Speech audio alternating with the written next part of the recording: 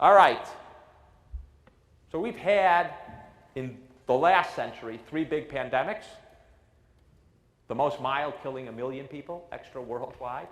We've had 2 recent scares, the 97 avian flu and then the 2009 bird flu, which did not mature into full-fledged pandemics. But if you're a serious policymaker, you're thinking about what the options are, you need to do scenario planning. Bird flu, it's still spreading around and mutating. It's anticipated by the experts. You know, every 33 years, 3 times a century is kind of reasonable for a pandemic. Flu is endemic in many birds. We couldn't possibly get rid of them. Many places the birds live with people. So in Thailand and Vietnam, the birds live right in the house, right under the front stoop. Many people are in constant contact with birds. The big threat is if the virus mutates, becomes capable of spreading efficiently from person to person, and has a high lethality. So you need those 2 combinations.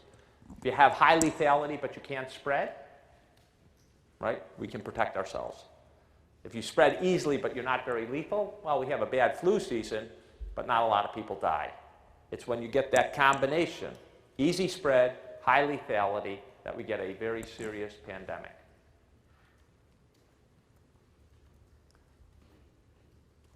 Last year, another variant contains genes from avian birds, pigs, and human viruses, and it's hanging out in pigs. Spreads easily to humans, and then the question is, how easy does it go from people to people? So flu has, again, every year we have a flu epidemic, but not a pandemic. We get seasonal flu. Some proportion of the population will get sick, but that's a normal flu season. And then when you have this big shift where people are unprepared, you get a new combination, 2 or more strains of virus come together to form a new subtype that contains a mixture of original but unseen. And if the characteristics that allow the strain to be both lethal and transmissible in a way that people haven't seen, that's when we get a big shift. Now we have a reservoir of viruses in pigs and in birds, and the reassortment is thought to happen most easily in swine. So these are various methods of reassortment, but you get, if you look at this one, you get a bird host bird going into an intermediate pig and then mutated going to people. Very common. Each of these can occur, but this sort of intermediate where it can mix in the pig is a very common, or the one I think most worrisome for pandemic. All right. That's the virus. In the absence of modern life, as I've mentioned, in the 20th century we had 3 great pandemics. We have added, from our own social factors, things that increase the risk if we get a very lethal virus out there. One is we have a lot more people in the world, and we've become much more urbanized. So human-to-human contact is much greater on a daily basis in an urbanized world.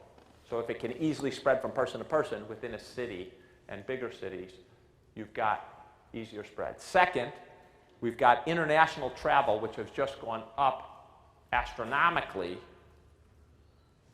Remember, one of the most effective ways of spreading the flu in the 1918 situation was soldiers going home from World War I. In '68, it was US soldiers going home from Vietnam. Today, right, we've got travelers. They are flying around the world all the time, making it much easier to spread the virus globally. So, and the third factor is, even if you have a W-shaped flu experience. The elderly are always at a disproportionate risk, and we have an increasingly aging population with many more people over 65, complicating the care situation. So these are all factors that, in addition, once we get the deadly virus, may significantly exacerbate its spread. Now, there's not total disagreement, but we have had, for a while, 3 or 4 pandemics per century. Exactly when they arise, pretty unpredictable. The last, as I mentioned, big one, 1968. And there's some sense, at least some experts think, we're overdue for another one. Right? We've gone about 44 years since the last. We should be having another. Again, last big one, 68. We're overdue in some ways. I just want to go through the scenario planning that has occurred by the U.S. government, Bruce Gellin among others, to talk about the moderate pandemics and the severe pandemics. So, in both cases, the estimate is we'd have 90 million cases of pandemic flu, roughly a third of the population. Outpatient visits to doctors or healthcare personnel, 45 million in a moderate one, 45 million in a severe. Hospitalization rates, this is where it becomes very, very different. In a moderate one, you have under 1 million hospitalizations, 865,000. But in the severe one, you have almost 10 million people being hospitalized. ICU beds, number of patients admitted to the ICU. In the moderate case, 129,000. And in the severe case, 1.5 million people getting into intensive care. Number of respirators needed, 65,000 in the moderate case. And these are temporary. People don't end up forever on them, but at least for a short period of time, you'd have to have 65,000 people on them. Severe case, 745,000. And then deaths, you can see, even in the moderate one, you've got 200,000 extra ones. In the severe case, 1.9 million deaths in a year. How many deaths occur per year in the United States? Huh? 3 million. That's a good guess. It's a little high. It's about 2.5 million. Okay? So this doesn't quite double. It's about 70% increase in the one-year mortality. So it's a huge jump in the one-year mortality. So that would be the effect in if we had a repeat of the Spanish flu or the 1918 type flu. Pretty substantial impact. From an economic standpoint, even the federal government has never estimated the economic impact of never, that's a strong word. I don't know of their estimate of a severe economic impact of a severe. I think it would be too cataclysmic to evaluate. But even a moderate one has substantial economic impact. So in each community where the pandemic flu spread, it lasts about 2 months, month and a half to 2 months. You keep children home from school, talk about why that is. Employees home from work. You close mass transit, you try to keep people away from interacting. Why do you try to keep people away from interacting? Right, that's how it spreads. So you want to isolate people, isolate families to reduce the spread.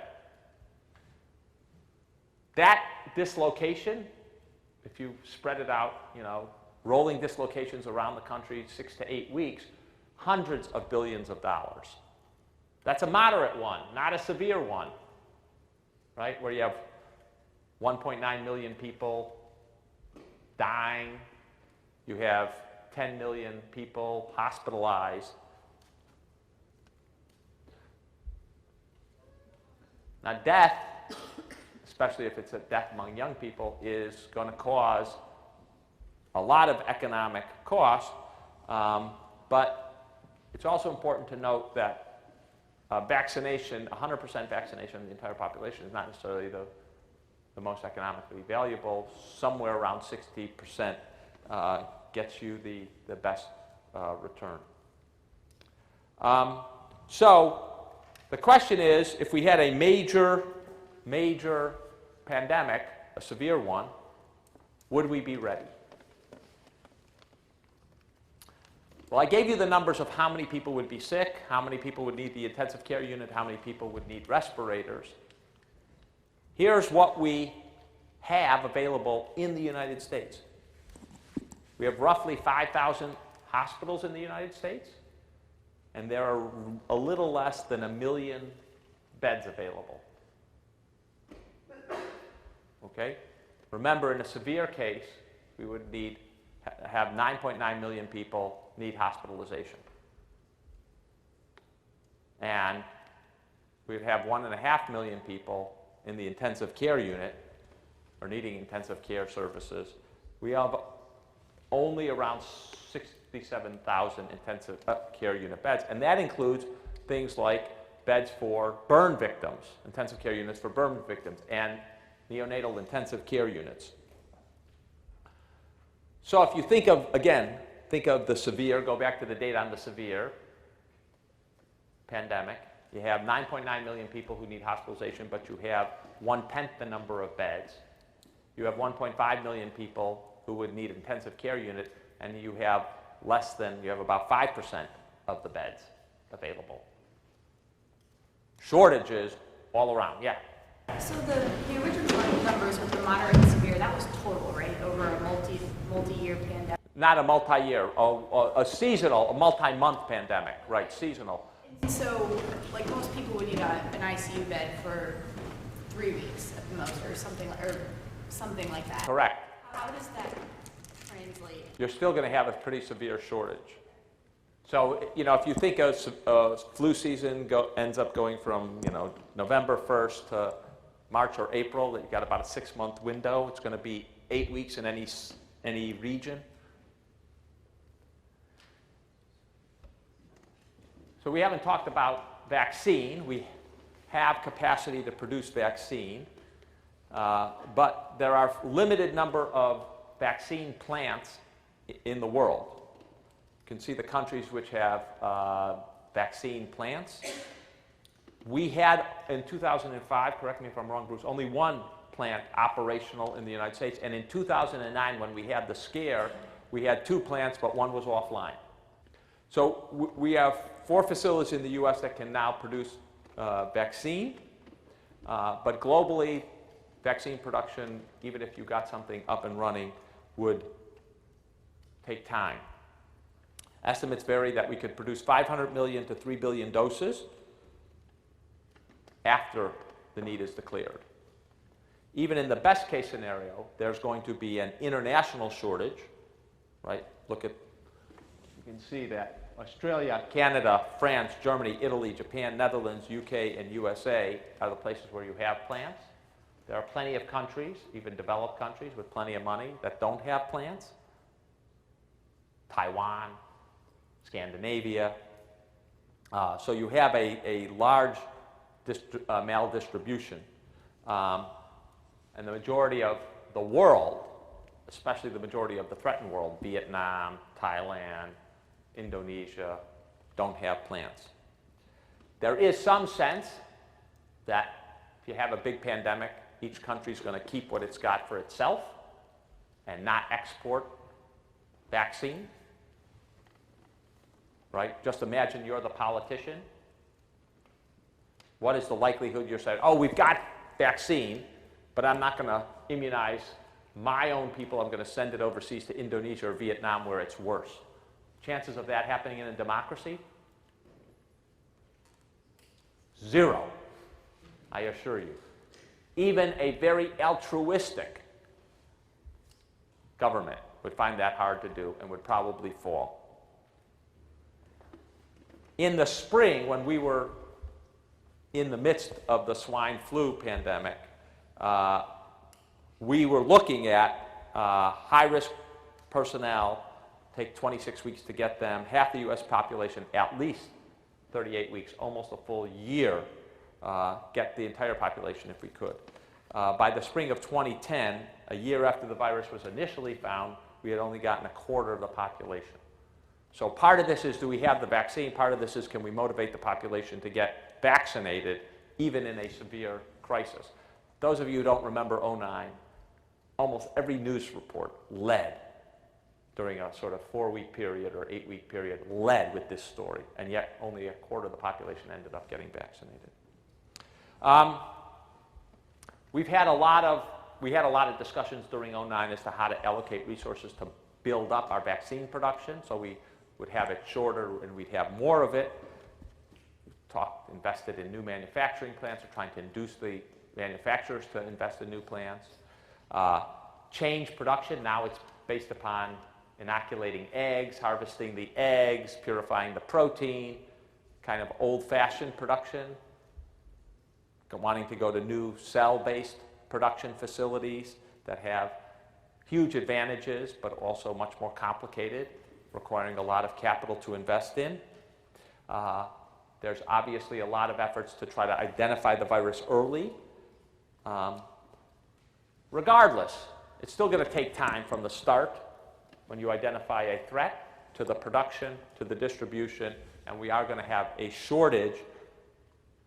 If it takes a whole year to be able to cover the whole population, you're going to have a shortage during the peak flu moment.